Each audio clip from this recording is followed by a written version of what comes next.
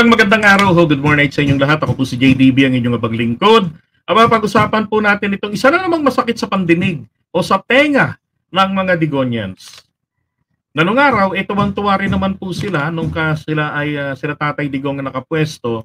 Pero ngayon di ko maintindihan bakit sila po ay galit na galit kapag merong nananalo o walang nananalo sa loto. Okay?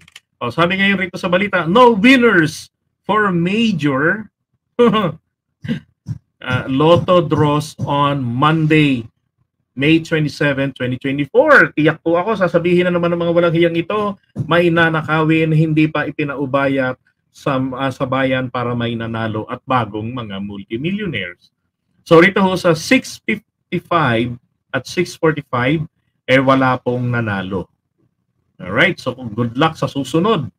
Sabi rito, there were no winners on the big lotto draws on Monday, May 27, 2024. Kahapon wala. No bettor managed to correctly guess the right combination ng 655 at ang papanalunan ay 29,700,000. Laki na nun, ha? Tapos itong isa naman po, yung 645 ay 8,910,000 po. So, grabe, sakit na naman ho ng kalooban ng mga taong ito. Kasi hindi, lagi ho kasi nakikita ko na lamang, sinasabi nila na milyonaryo, nanakawin yung pera, ginagamit na pambayad dun sa mga hindi na mabigyan ng pwesto dahil puno na ang mga tanggapan at ng mga ahensya ng gobyerno natin sa panahon ngayon ni PBBM. Kaya po, bayad daw po yan sa mga sumuportang mga leader-leader. Tingin ko naman po, bakit hindi po unahin kaming mga vloggers? Dahil malaki ang naitulong. Hindi, wala namang ganung offer. Diba? At ako'y hindi naman po ako naniniwala na ganun. Bakit? That's fraud.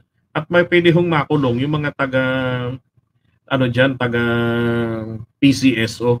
Actually, ang ayaw lang naman nila dyan sa PCSO, ha, ay ito pong si Mel Robles.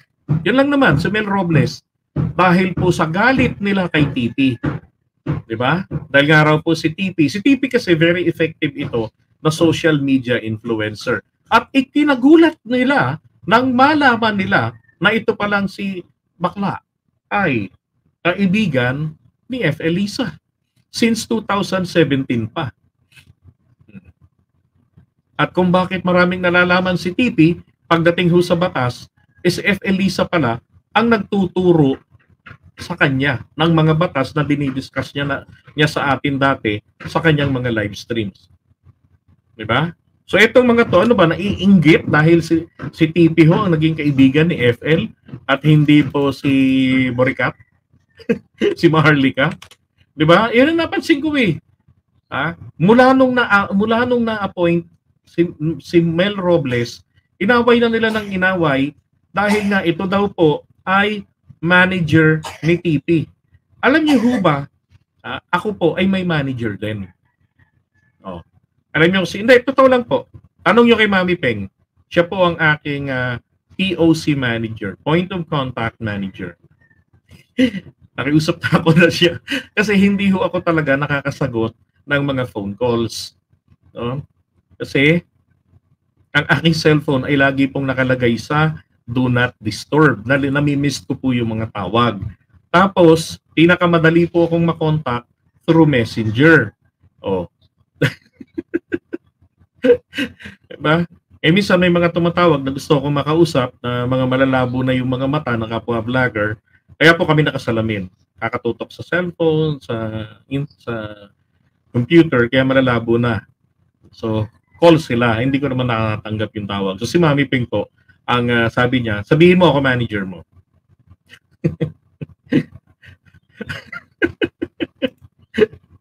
Wala naman si Mami Ping ngayon dito eh.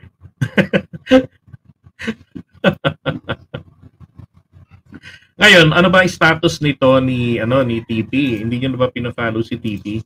Wala naman kasing pa-follow sa kanya ngayon. Busy ho si TP sa pag-aaral sa London. No, mainam nga yun eh. Sabi niya, di ba? Kasi inaaway siya ni Mr. Sasot. Sabi tuloy ni TP, ano ka ba girl? Hindi ba na magkakasama tayo, ikaw yung nagpupush sa akin na dapat tinapos ako. Kasi madali siyang maburyong. Di ba, Mr. Suave? Kaya ngayon sa UP, nag-drop si TP sa kanyang kurso.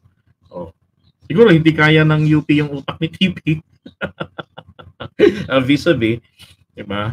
Pero yun ang kinagagalit talaga nila. Yung, matalino si TP. And kinagagalit nila ay dinadamay nila itong si Mel Robles.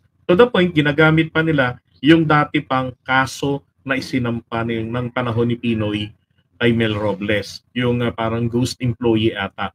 And then, wala naman pala sila. Basta sinampa lang yung kaso. Naalala ko yung facts ng kaso na yun eh. Ang nangyari doon, nagsampa sila ng kaso, tapos kalaunan, wala naman sila nga i-produce pa lang ebidensya. Pati yung computation nung sinabi nilang testigo, hindi nagko-corroborate or tumutugma doon sa akusasyon.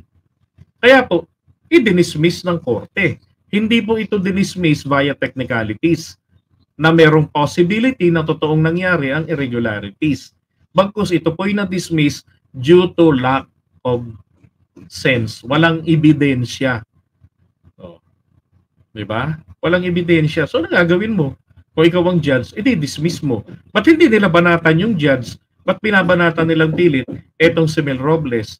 Lalo na ngayon, nagiging effective si Mel Robles. Sabi ni Infinite Streams, Mel Robles walang napatunayan versus sa kanya. Kaya kinuha ni PBBM as PCSO. Diba? Kung nagkakamali, General Manager. Kala ko ba, freedom of expression? Talaga namang may isang spokesperson, pero everybody has their own opinion. Knowledge gaya ng mga opisyalis natin sa WBPS. Mainam na rin kasi dinudumog si TP ng mga DBS at bakit walang pagtatanggol kay VP o Digong. Alright, thank you po sa pagtamsak. Nung panahon ni Apolacay, napakalakas ang armas ng kasundaluhan natin, napapanood namin noon, bata pa kami sa Camp Aguinaldo tuwing Independence Day at meron pa ang Blue Diamond. Yan, nasasaksihan ko po yung Blue Diamond dati. Diba? And again, balik po tayo rin sa ating pinag-uusapan, may mamamatay-matay na naman po talaga ngayon sa panggigigil at ang isa pa nga hong akusasyon pala nila, ito raw pong mga pera dyan sa loto kasi maraming nananalo mga taga-Bulacan. Kailan daw po ba may mananalong taga Davao? E di magsitaya kayo lahat ng mga taga Davao, bigyan nyo ng pantaya, di ba, paulit-ulit, para magkaroon ng malaking tsansa na manalo. Di ba, mga taga Davao o taga Davao City. Kasi sinasabi nila, yan daw po yung ginagamit ni TP sa pag-aaral. Kaya rin daw po meron ng bahay sa Baguio. Well, alam niyo ho ba, ayon nga po sa mga dating Digonian vloggers, no? Sobra ho ang very very generous yung nakarang administrasyon sa kanila. As in, talagang super generous. Yan po yung bagay na inaasahan nila na pag nag-upo si PBBM sa pwesto ay ma-enjoy nila. Kaya lang, hindi po naging ganon. Hindi po ganoong ka-super duper extraordinary generous ang administrasyon ngayon, di katulad noon, noong panahon ni dating Pangulong Duterte. Kaya, inaaway nila para maging super generous at kunin sila. Okay? So, iwanan muna natin ito. Again, mamatay na lamang po sa inggit yung mga iyakin na hindi naman mananaya ng loto pero nagki-claim na nagmamalasakit sa pera kuno ng bayan. Wala namang pera ng bayan dyan. Self income generator po ang PCSO. Okay? At nakakatulong sa mga napakaraming hospital, mga medical needs, equipments, kagaya ng mga ambulances.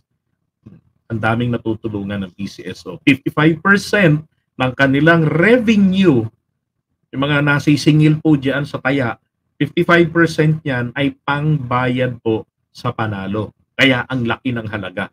At patuloy na lumalaki ang presyo na, yung amount na ba, yung pot money, ika nga, ngayong panahon po ni Mel Robles.